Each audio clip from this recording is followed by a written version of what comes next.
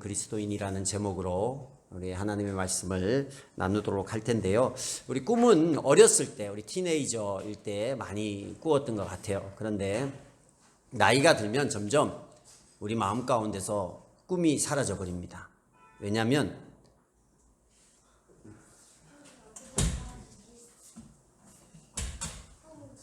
상당히 오늘 여기저기 어려움이 많은데 나이가 들면 꿈이 점점 사라져요. 그 이유는 뭐냐면 현실을 보게 됩니다.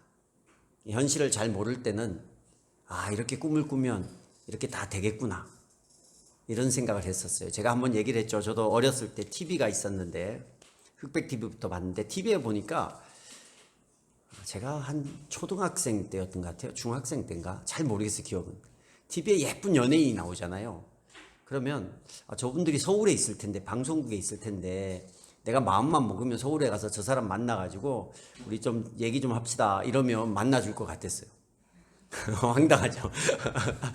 그래서 그게 뭐 어려울까? 가서 만나서 뭐 예쁜 사람 있으면 사귀기도 하고 뭐 얼마든지 할 수 있겠다 이런 황당한 그림을 그렸던 것 같아요.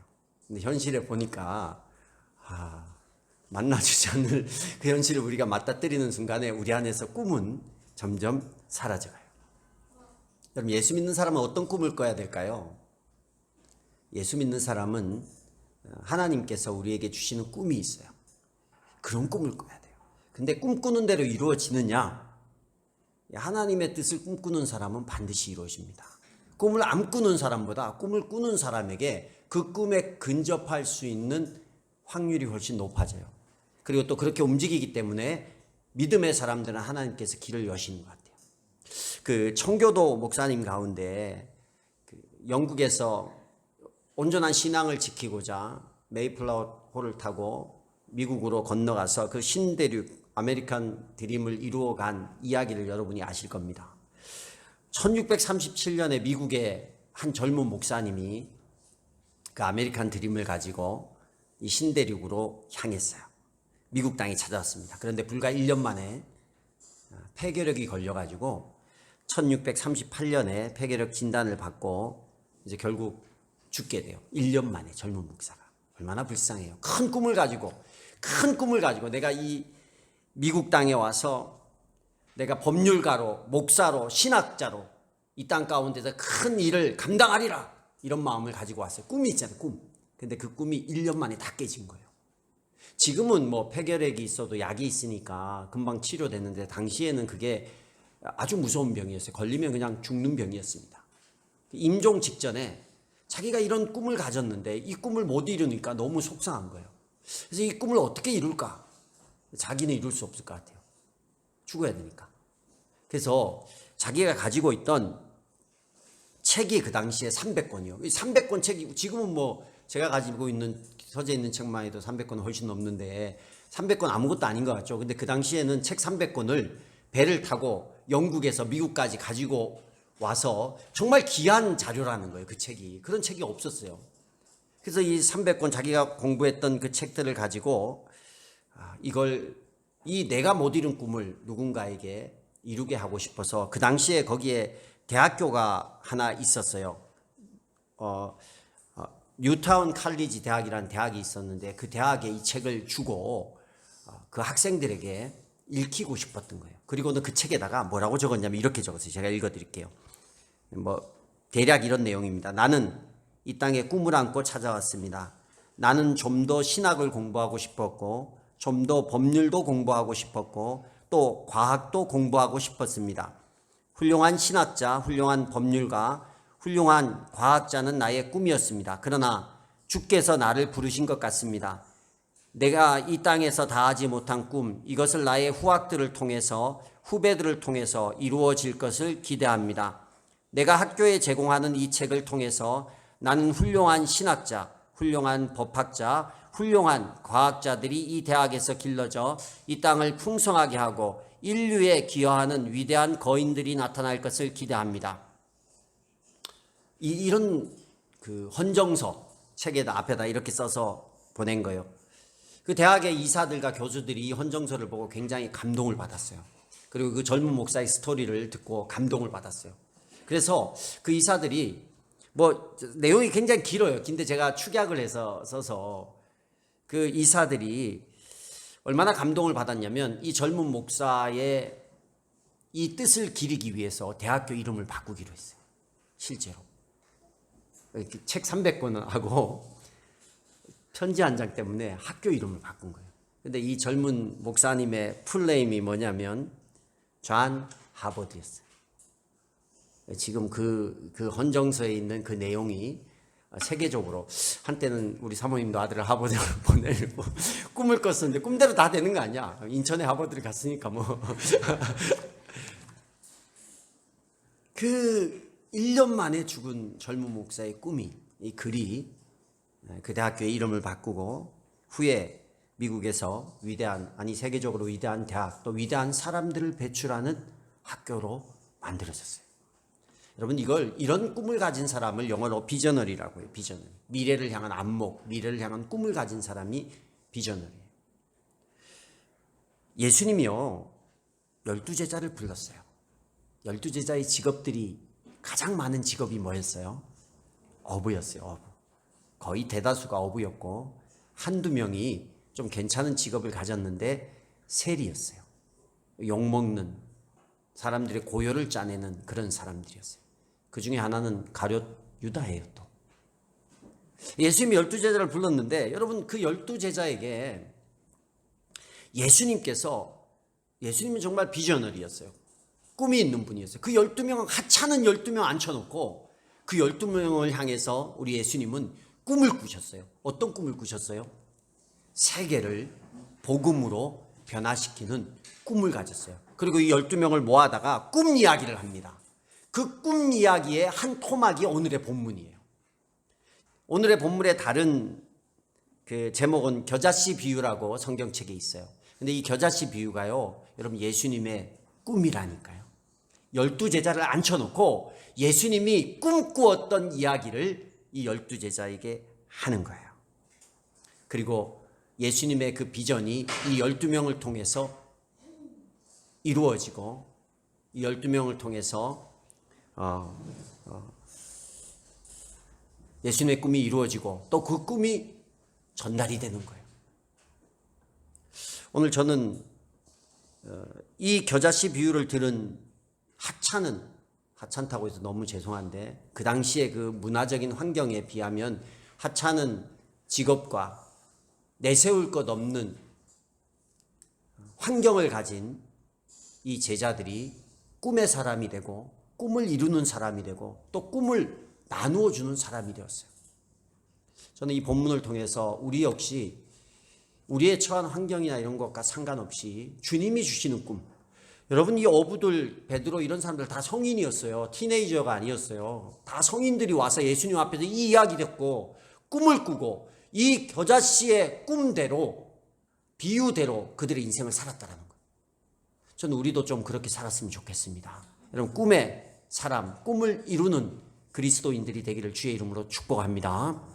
그러기 위해서 본문을 통해서 제가 3가지 정도 살펴봤는데 첫째는 뭐냐면 내가 처한 현실에 시선이 머물러서는 안 된다라는 거예요. 내가 처한 현실에 내 시선이 머물러 있으면 안 돼요.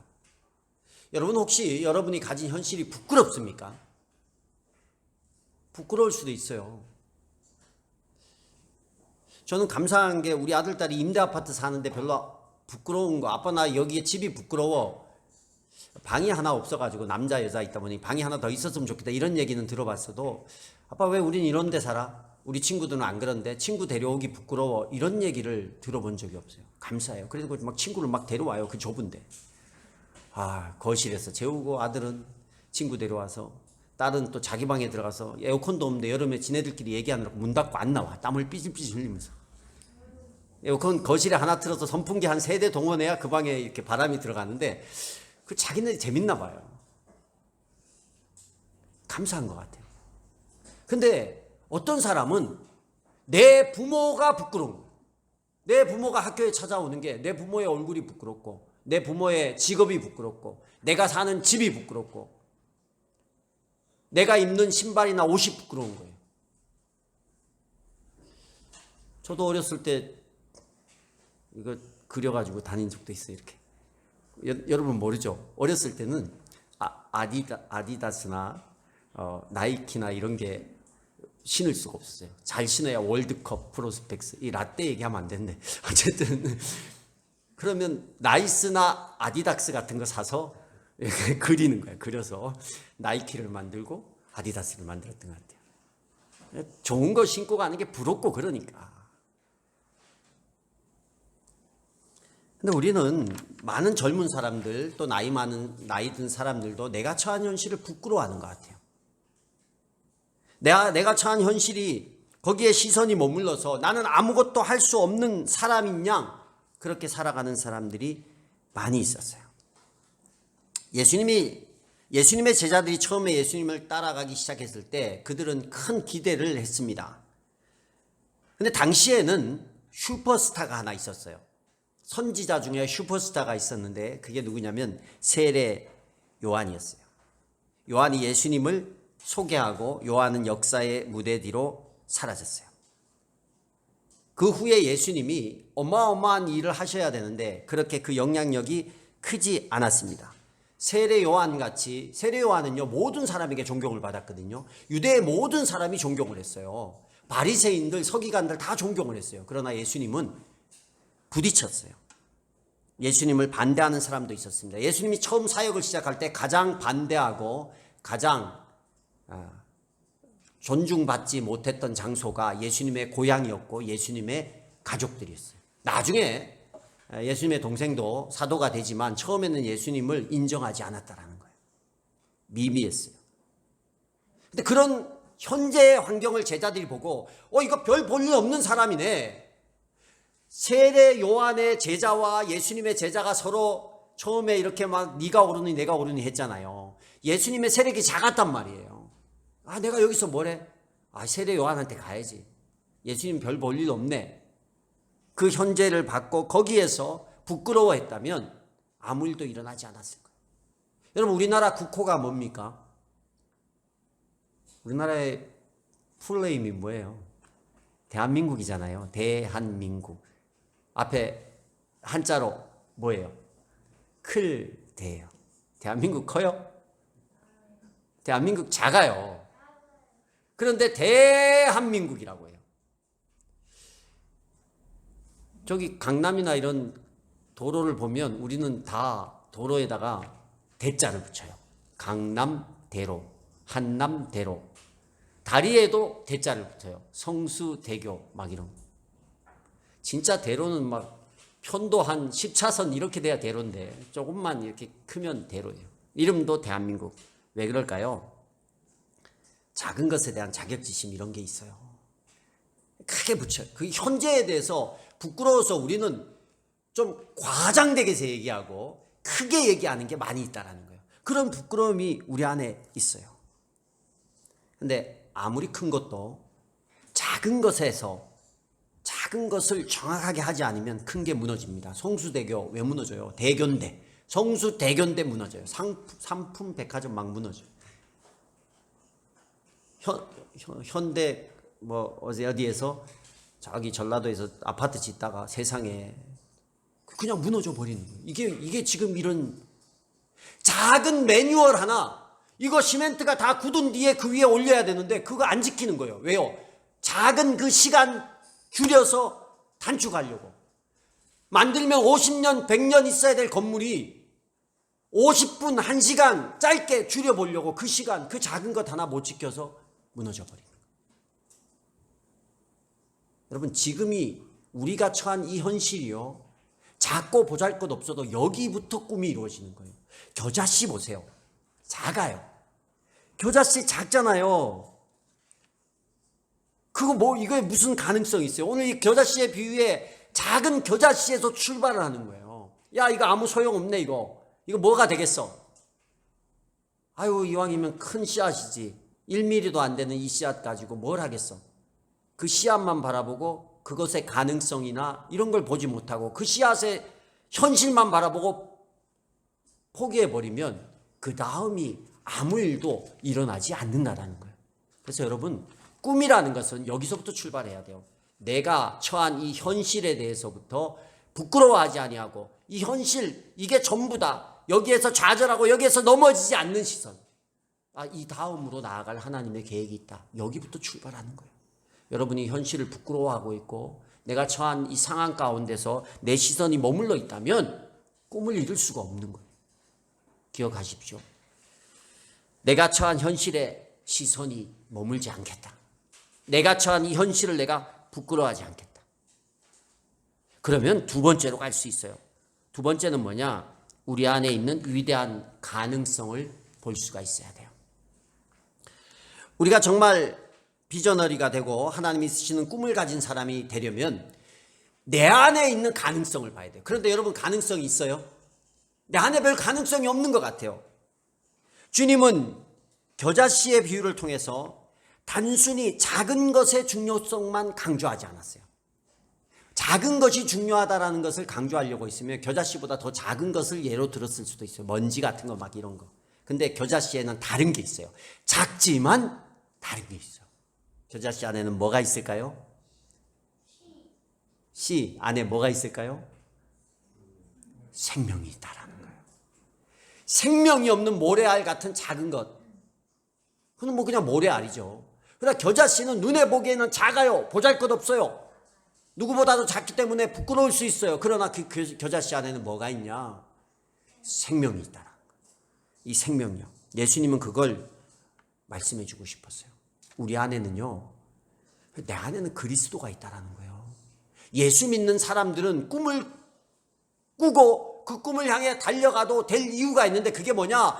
내가 가진 가능성, 내가 가진 능력이 아니라 내 안에는 예수 그리스도의 생명이 있고 예수 그리스도의 능력이 있기 때문이에요. 여러분, 복음은 생명력이 있다라고 하잖아요. 복음의 능력이 얼마나 큰지 몰라요. 복음이 왜 그렇게 능력이 있냐면, 복음은 예수님을 전하는 일이기 때문에, 예수님 그 자체이기 때문에 그 안에 능력이 있어요. 예수님이 뭐라고 했어요? 가서 모든 족속으로 제자를 삼으라고. 그러고는 그 뒤에 하신 얘기가 있어요. 중요한 얘기입니다. 볼지어다, 뭐예요? 내가 세상 끝날까지 너희와 어떻게 한다고요? 함께 한다고. 여러분 심령 안에 우리가 제자고 우리가 예수님을 믿는다면 예수님께서 내 안에 함께 한다라는 거예요. 그게 능력이라니까요. 그러니까 우리는 자기만 봐요. 그리고 나의 능력이나 나의 어떤 재능만 봅니다. 나의 가능성만 봐요. 근데 내 안에 예수가 있다는 건 잘 몰라요. 예수님이 사명을 주시고, 사명을 주고 그냥 그대로 둔 게 아니라 그 사명과 함께 무엇을 주셨냐면, 내가 너희와 함께 한다라는 것을 예수님은 우리에게 말씀하셨어요. 예수님의 제자들이요, 복음서에 보면 간질병 걸린 어린 아이 하나를 데리고 씨름을 합니다. 고쳐보자, 고쳐보자, 고쳐보자. 안 고쳐져요. 그래서 예수님께서 이 아이를 예수님께 데려오잖아요. 그래서 이 아이를 예수님이 고치세요. 고치고 나니까 제자들이 물어요. 예수님, 우리는 왜 이 아이를 고칠 수 없었습니까?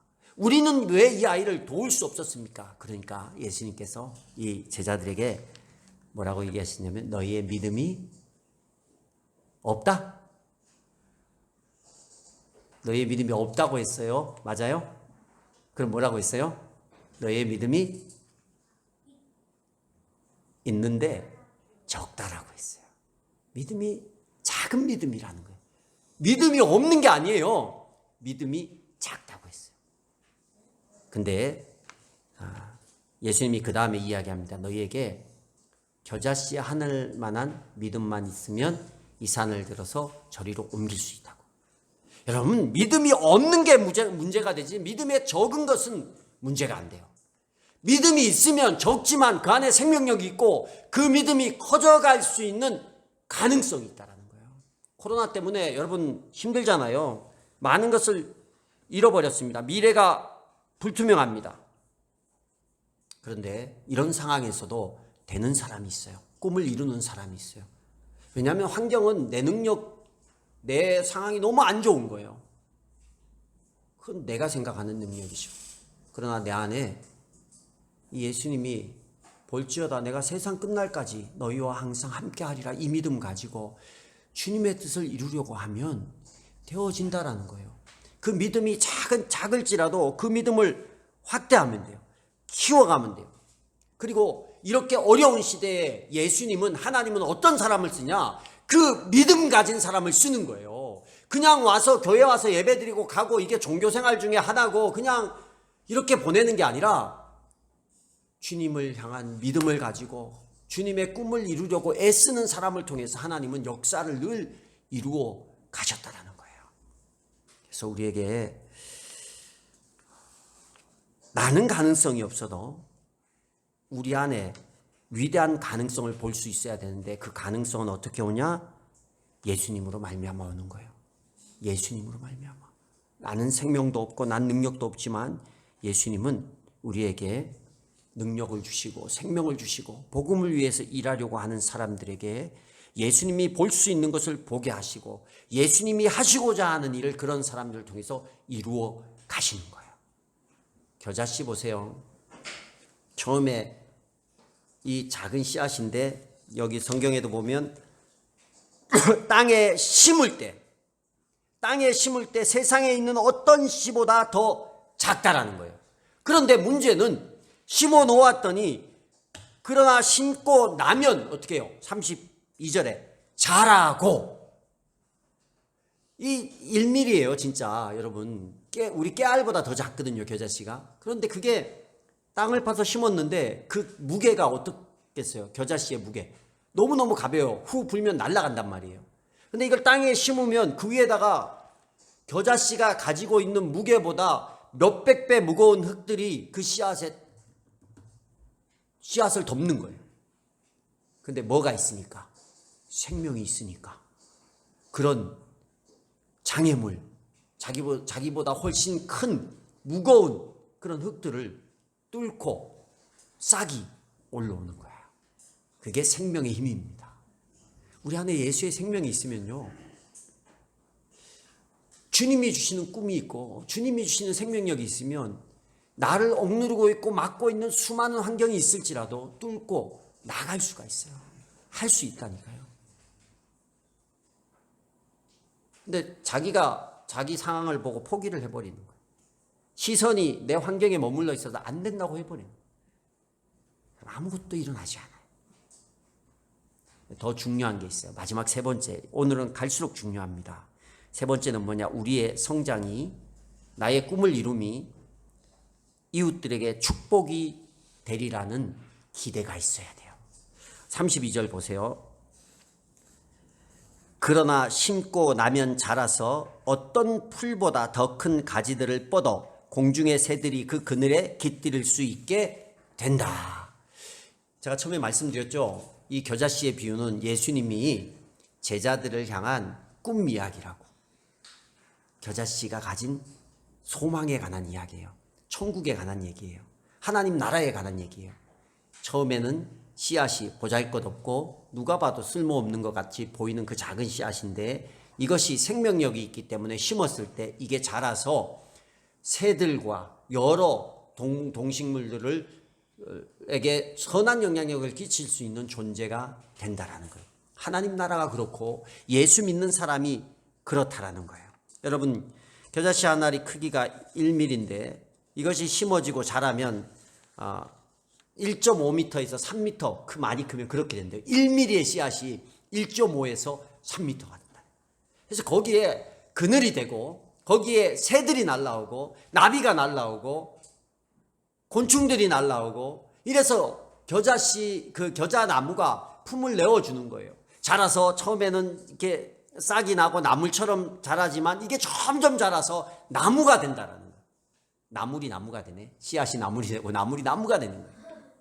이렇게 자라서 그걸로 끝이 아니에요. 내가 이만큼 자랐으니까 내가 누리고 내가 잘 지내고가 아니에요. 나는 성공했다. 나는 크게 자랐다. 나는 1mm가 1.5m가 되었고 나는 1mm가 3m가 되었어. 내가 이렇게 멋지게 되었어. 여기서 끝나는 게 아니에요. 예수님이 중요한 얘기를 합니다. 공중의 새들이 그 그늘에 깃들 수 있게 된다. 그늘이라는 말은 그 겨자씨 나무를 말하는 거예요. 그 나무의 그 그늘이 새의 안식처가 되는 거예요. 동식물의 안식처가 되는 거예요. 사람의 안식처가 되는 거예요. 무언가 내어주는 거라는 거예요. 그게 하나님 나라입니다.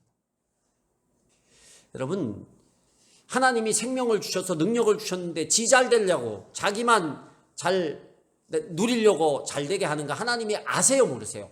아시는 하나님이에요. 그 중심을 아신다니까요. 꿈을 꾸되 하나님 나라 위해서 내가 나의 유익이 아니라 내어주는 인생을 위해서, 그늘이 되는 인생을 위해서 꿈을 꾸셔야 돼요. 이게 아주 중요한 포인트예요. 이걸 놓쳐버리면 가룟 유다가 되는 거예요. 가룟 유다가 왜 배신했습니까? 이 겨자씨의 이 비유, 이 꿈, 겨자씨의 꿈의 이야기를 들었는데, 소망의 이야기를 들었는데 가룟 유다는 예수님을 배반하는 거예요. 왜요? 자기가 이루려는 이 혁명을 이루기에는 내가 따르는 지도자가 나와 철학이 맞지 않은 거예요. 그래서 내 혁명을 이루기 위해서 돈이라도 챙기자. 3년 따라다녔는데 얻어진 게 없잖아요. 본전 생각나잖아요. 돈이라도 챙기자. 이래서 팔았던 거예요. 그러나 베드로나 다른 많은 제자들이 순교지로 자기의 생명을 내어주면서 죽었던 이유, 그들이 자기의 안위와 자기의 뜻을 이루려고 했으면 자기들의 생명을 내어놓지 않았을 겁니다. 그러나 그들은 생명을 기꺼이 내어놓았거든요. 가진 것 하나 없이 다 하나님 앞에 드리는 인생을 살았어요.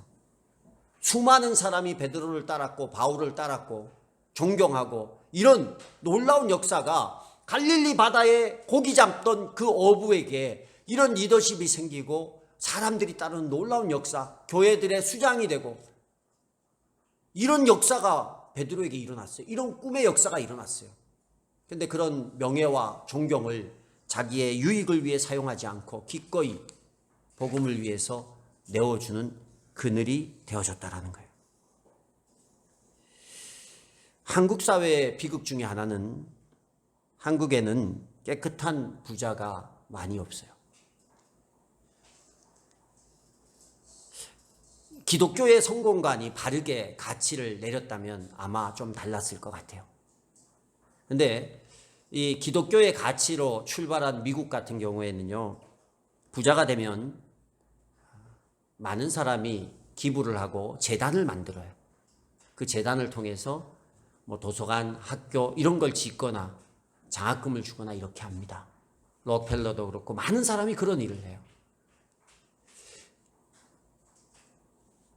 다른 사람을 돕고 세우는 일, 이런 일들이 원래 성경적인 가치가 아니에요. 우리가 성공해서 무엇을 할 것인가, 내가 잘 돼서 무엇을 할 것인가, 그늘이 되어주는 인생, 하나님의 나라를 세워가는 것, 이것이 기독교의 온전한 가치요 방향이라는 거예요.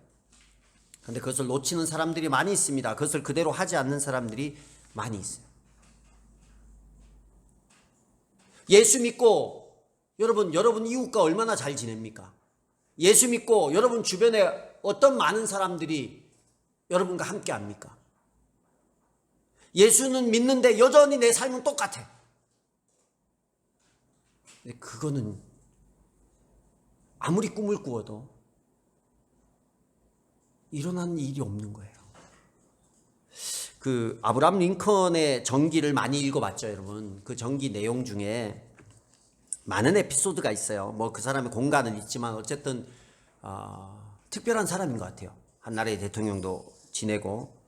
근데 링컨 생긴 게 좀 약간, 뭐 외모를 비하하는 건 아닙니다. 생긴 게 약간 괴상해가지고 별명도 많았대요.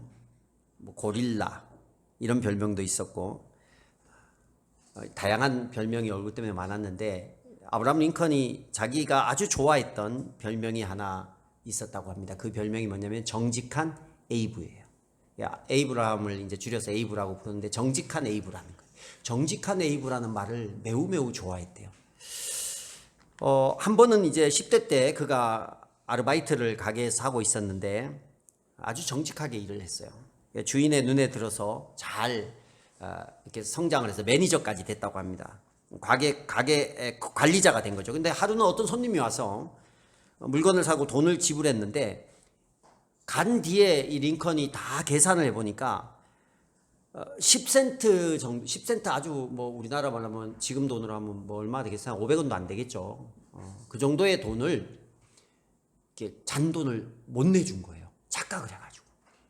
그래가지고 야 이거 줘야 되는데 못 준 게 너무 마음에 걸려서 밤새도록 이 10센트 때문에 괴로워하다가 그 다음날 손님을 찾아갔다고 합니다. 근데 그 손님이 자기가 있는 지역에서 5km 정도, 10리가 넘는 길이에요. 5km 정도가 넘는 길을 이제 찾아가서 걸어가서 그 고객을 찾아서 10센트를 돌려줬어요. 그러니까 주변에서 난리가 난 거예요. 와, 이 사람 정직하다. 막 칭찬하고 막 이렇게 얘기하니까 링컨이 그런 얘기를 했다고 합니다. 나는 내가 왜 칭찬을 받아야 하는지 전혀 모르겠습니다.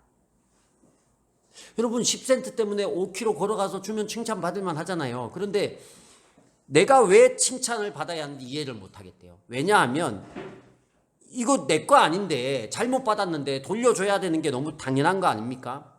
그가 가져야 할 것, 그분에게 돌려드려야 할 것을 돌려드렸을 뿐인데 그것 때문에 내가 칭찬을 받다니요 하면서 이런 얘기를 했답니다. 이거 참 제가 이거 보면서 야, 이 명언이다 했는데 당신이 해야 할 것 때문에 칭찬받는 자가 아니라 당연히 해야 할 그 이상의 일을 함으로 칭찬을 받는 사람이 되고 싶습니다. 당연히 해야 할 것 때문에 칭찬받는 자가 아니라 당연히 해야 할 그 이상의 일을 함을 통해서 칭찬받는 자가 되고 싶다는. 사랑에 관해서도 그런 거잖아요. 내가 당연히 사랑할 사람을 사랑하는 게 뭐? 사랑하지 못할 사람을 사랑하는 게 크리스찬이에요. 당연히 칭찬받을 그 일 때문에 칭찬받는 게 아니라 당연히 해야 할 그 이상의 일을 함으로 칭찬받는 거예요. 나중에 이 꿈을 이뤄요.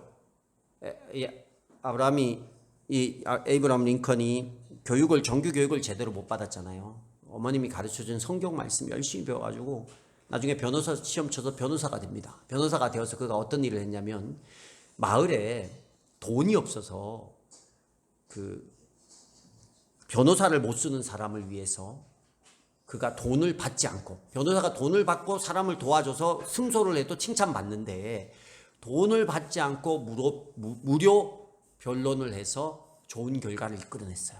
그러고 나서 이 링컨이 나는 이런 고백을 했습니다. 나는 오늘 티네이저 시절에 내가 하나님 앞에 약속한 것을 처음으로 해볼 수가 있었습니다.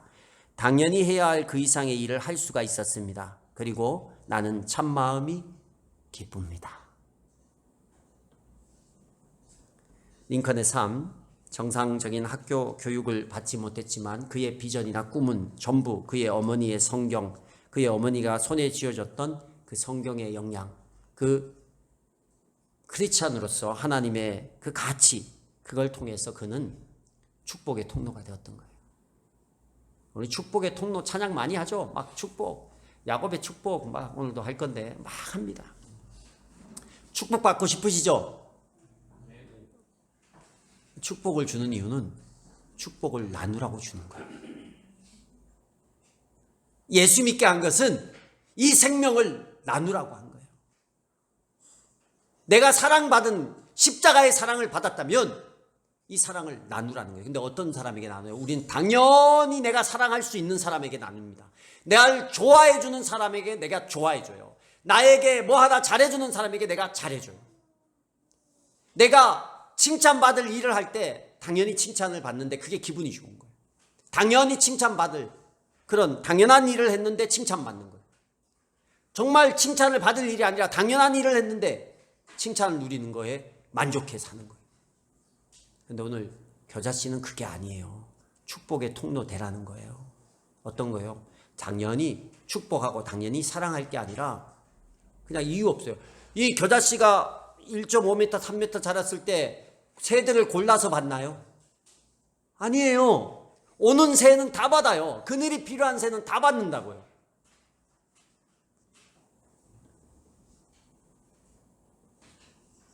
축복의 통로가 되는 거. 그런 꿈을 가질 때 하나님께서 꿈을 이루어 주는 거예요. 여러분이 가는 곳이 하나님 내가 가는 곳마다 그리스도의 사랑으로 화평의 역사가 일어나고 축복의 역사가 일어나길 원합니다. 이런 꿈을 가지셔야 돼요. 근데 우리가요, 이 성경의 예수님의 뜻, 성경의 가치를 모르고 살면 내가 가는 곳에 내가 당연히 누릴 걸 누리고 싶고 내가 당연히 컴플레인 할 걸 컴플레인 할 수 있는 그런 상황에서 하면 일반인하고 똑같은 거예요. 예수 안 믿는 사람하고. 근데 이걸 넘어서 내가 가는 곳마다 문제가 생겨. 이건 뭐예요? 이거 트러블 메이커예요. 이건 정말 우리가 그리스도인이라는 게 부끄러운 게 되는 거예요. 꿈을 이룰 자는 어떤 자냐? 내게 이런 꿈꾸는 것이 이루어졌을 때, 아니 이게 안 이루어져도 내가 내 그늘을 누군가에게 내어줄 수 있는 삶을 살기를 원합니다. 뭐가 다 채워졌을 때 내어준다? 할 수 있죠. 할 수 있다니까요. 그런데 할 수 없는 게 뭐냐? 내가 없는데 지금 당장 그걸 하려고 하는 사람에게 하나님은 시선이 있는 거예요. 왜? 지금 하는 사람이 나중에도 하니까. 내가 지금 없어서 못하는데 하나님 내가 100억만 주세요. 내가 우리 성도들